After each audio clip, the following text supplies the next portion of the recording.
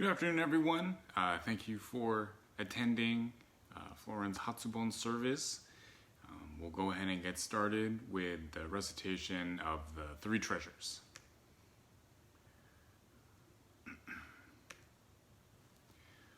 Fortunate is it to be born into human life. Now we are living it. Rare is it to encounter the teachings of the Buddha. Now we hear it.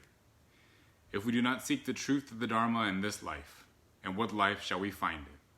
Let us reverently take refuge in the three treasures of the truth.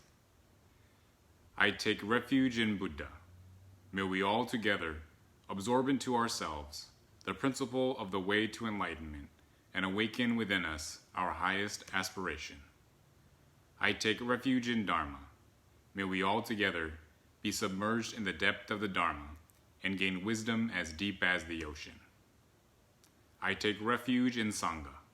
May we all together become units in true accord, in a life of harmony, in a spirit of universal brotherhood, freed from the bondage of selfishness. Even through ages of myriad of kalpas, hard is it to hear such an excellent, profound, and wonderful teaching. Now we are able to hear and receive it. Let us thoroughly understand the true meaning of the Tathagata's teaching. Namo Amida Butsu. Namo Amida Butsu. Namo Amida Butsu. Namo Amida Butsu. Okay, we'll continue the service with the chanting of Jusei Ge. Namo Amida Butsu. Namo Amida Butsu. Namo Amida Butsu.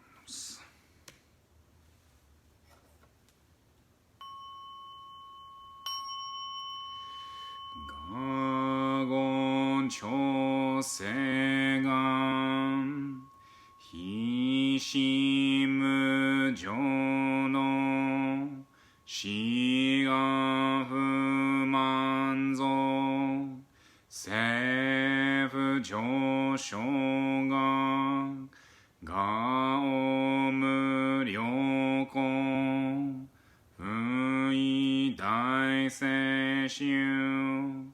不在小兵政府上昇が餓死成仏の妙所長寺本苦行未消門政府上昇が二億人少年上映修本業四愚無浄土一生天人師人力現代公無所無才能少女三苦妙交際集約難回避地永遠名詞根毛案閉塞小悪の通夏全宗門高僧上満蔵異様老寺本日月修十期全校音普賢一周海王像公正功徳王上王大集中説法四四君供養一切分具足修徳音元年出上満得意三害王女仏無下地津夏未不詳願学永人投資最小尊志願略効果大仙王冠の国書天人東地妙見南蛮ダム南蛮ダム南蛮ダム南蛮ダム南蛮ダム南蛮ダム願にしくどく病のせいさいどんぼ大心おじょ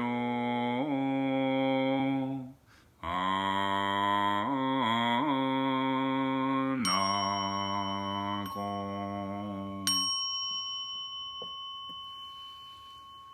Namandavs, namandavs, namandavs, namandavs, namandavs, namandavs, namandavs, namandavs, namandavs, namandavs. Okay. Now we'll read the Hatsubon names for the past year.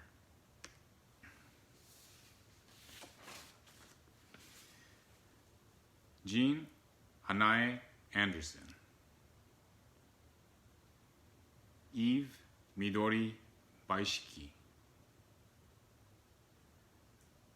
Louis Sasaki. Ronald Shigenobu Okimura. Eddie Kanji Kanenaga.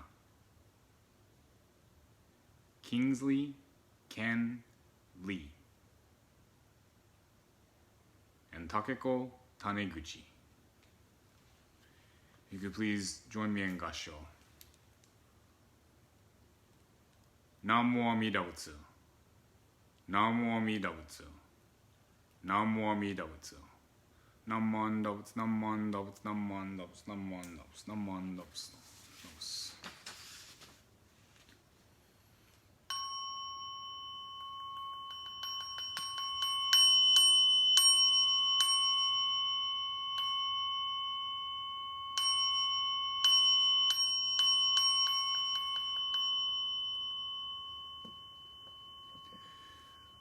On the occasion of the Florist Buddhist Temple's Obon, the gathering of joy, we have gathered to receive the Dharma in the presence of Amida Tathagata, the embodiment of great wisdom and compassion.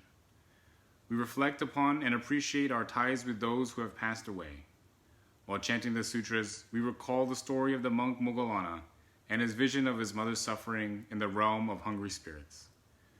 We see, too, we also plant the seeds of suffering through our insatiable hunger for things. We see that we too are set free from this torment through the reliance on the transcendent wisdom and compassion that embraces and transforms us. Hence, like Moggallana, we dance in the joy of the awakening. Namandavs, namandavs, namandavs, namandavs, namandavs, namandavs.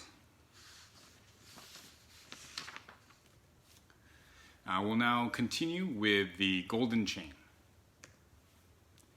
Golden chain. I am a link in Amida's golden chain of love that stretches around the world. I will keep my link bright and strong. I will be kind and gentle to every living thing and protect all who are weaker than myself. I will think pure and beautiful thoughts, say pure and beautiful words, and do pure and beautiful deeds. May every link in Amida's golden chain of love be bright and strong, and may we all attain perfect peace. Namo Amida Butsu. Namo Amida Butsu. Namo Amida Butsu. Namo Amida Butsu. Namo Amida Butsu. Namo Amida Butsu.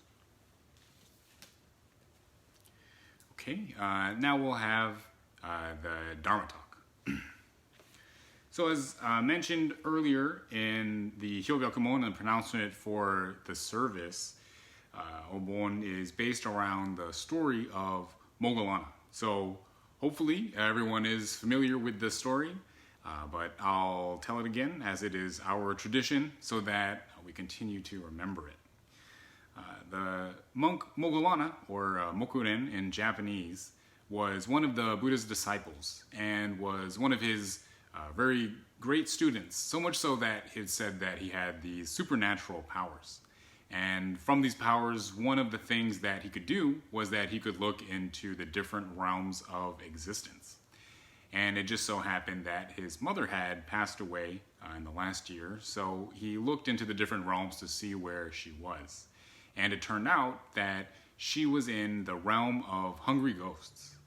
So this realm is not a very pleasant realm, as it sounds, where everyone there looks like a hungry ghost, very skinny, and supposedly their mouths are very, very small, and they are always hungry. And they're always hungry because anytime they try to take any food or drink to their lips, immediately it bursts into flames. And it's also very hard to do that as well, as supposedly they have these really, really long hashi, these really, really long chopsticks that make it impossible to feed themselves. I don't know if anyone has those like cooking chopsticks, but those are pretty hard to eat with if you ever try eating with them, if you run out of like clean hashi or something. Anyway, so this realm is unhappy because of the insatiable hunger that these beings had in the previous life. And not just hunger of food, but this insatiable greed for something. And a lot of times when people think of greed, they think of possessions, of things that they have. But it turns out that Moggallana's mother, as she was greedy with love and caring for her son. So maybe, seems a little bit counterintuitive, but what had happened was that Moggallana's mother cared so deeply for her son that it came out to hurt other people. Not, in like the violence way, but she would shun other people. She would take what she could, even if others were needy. She would do everything that she could and did not give anything to anyone else because she cared so deeply about her son. So Moggallana, seeing this and seeing his mother in this terrible realm, was distraught, understandably, and went to the Buddha and asked the Buddha what he should do.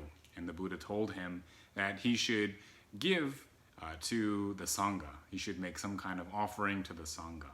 And when Moggallana did that, he then used his powers again to look into the different realms and realized that his mother was no longer in the realm of hungry ghosts. And he was so elated, he was so excited, he was so overjoyed with happiness that he got up and began to dance. So supposedly that's where the idea of our Obon dancing comes from.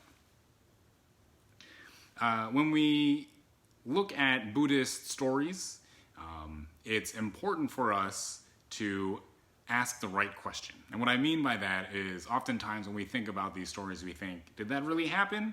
But that's asking the wrong question. The right question to ask is, what can we learn from this? And whether or not this happened is irrelevant, but what kind of message that we can get is ultimately what's going to help us out in our life.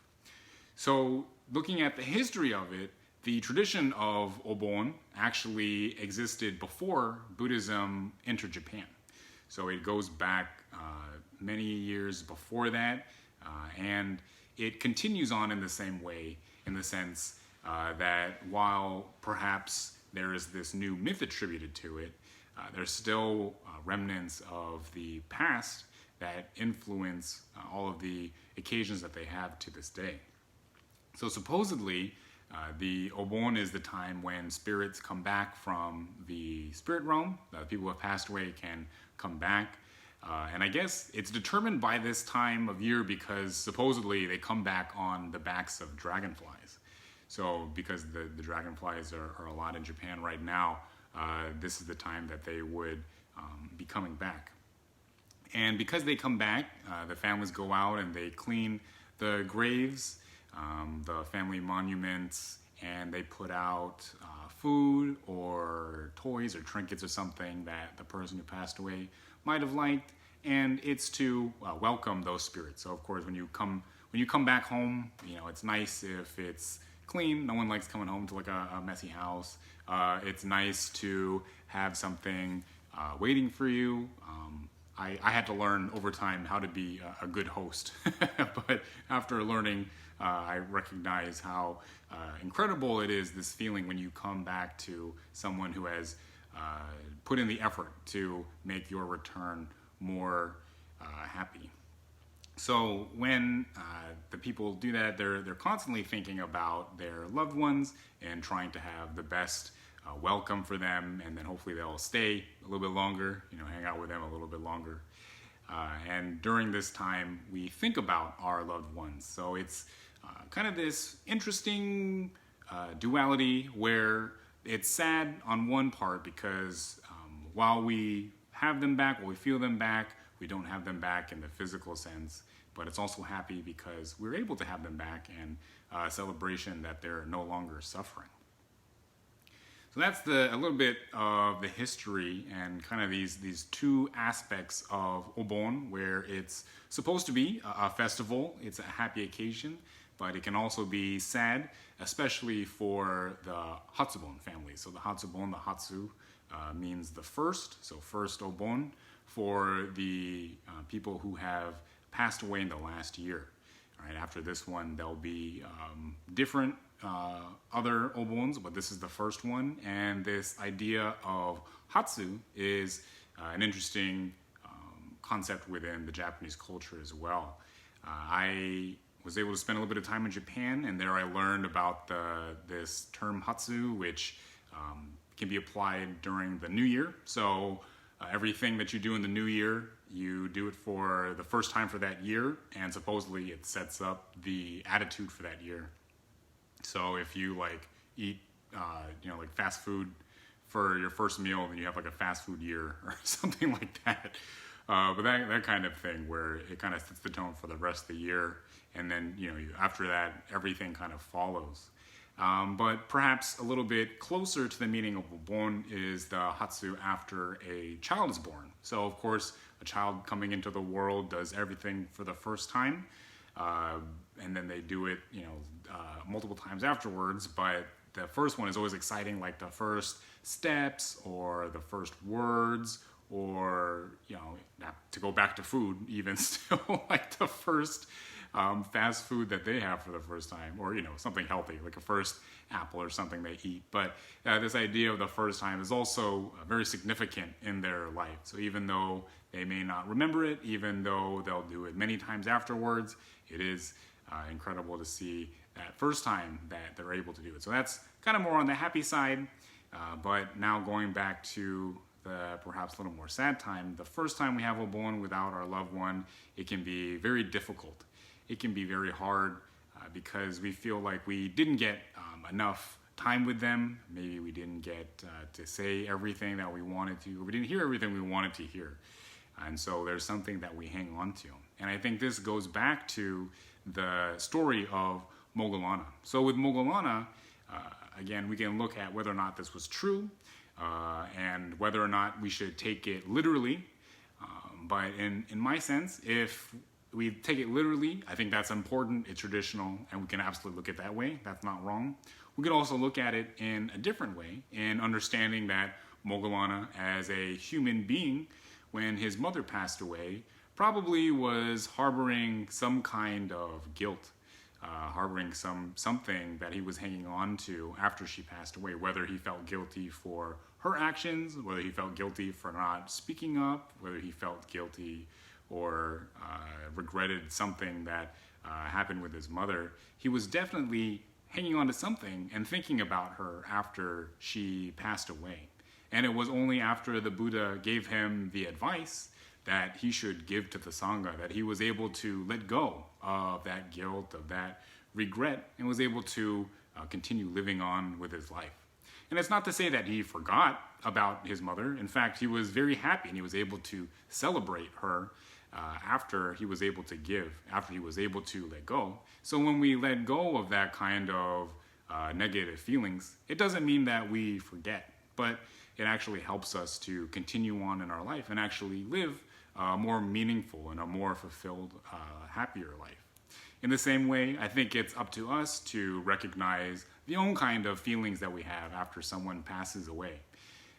When someone passes away, oftentimes we do have those feelings of guilt or regret, wanting to say or do just to be with that person a little bit longer. But when we recognize that we are unable to bring them back, and when we think about our loved ones and realize that, in fact, they would want us to continue on living, then we can start to let go a little bit and continue to move on. When we hear the call of Amida Buddha, when we say Namo Amida Butsu, it's the same thing as hearing the call of our loved ones, the ones who have already passed away, encouraging us, pushing us, telling us to let go, to continue living the best we can, to make the most with the time that we have here. When we recognize how much they gave to us, when we look back on the memory of our loved ones, we see that that's what they would want for us. We see that their wish truly is for us to be happy. So I hope everyone, as we have this first Obon, I know it's very difficult in terms of the circumstances. It's very hard to get support and to support one another. But if we can be together in that same kind of spirit that our loved ones who passed away would want us to be, if we try to hear that call and to respond to it in gratitude, to respond to it with that same compassionate energy, it will help us to hopefully continue on in our lives, not just regretting, not just being guilty, but also really deeply appreciating everything that those people have done in our lives. If you could please join me in Gassho. Namo Amida Butsu. Namo Amida Butsu. Namo Amida Butsu. Namondos, namondos, namondos. Okay, we'll now close with the letter on white ashes.